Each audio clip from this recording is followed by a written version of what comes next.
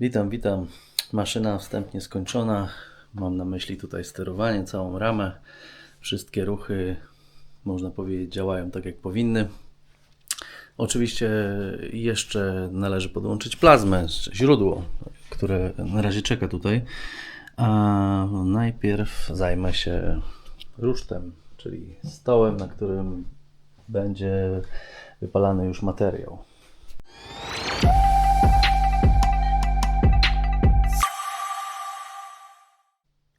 A co jest do zrobienia przy ruszcie?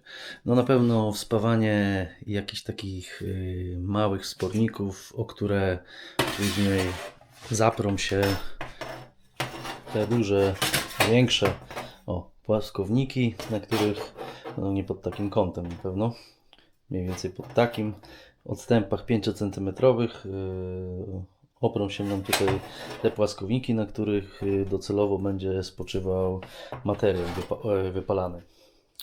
No i co jeszcze? Na pewno jeszcze odpływ, bo będzie to stół wodny, więc tutaj mamy jakiś tam zawór, który też poprzez jakiś tam śrubunek muszę wspawać. No i jakiś element, gdzie klemę plusową od plazmy na stałe jakoś tak przytwierdzę, żeby miała dobry kontakt. Dlatego nie ma co za dużo gadać, zabieram się do roboty, bo trochę tego jest.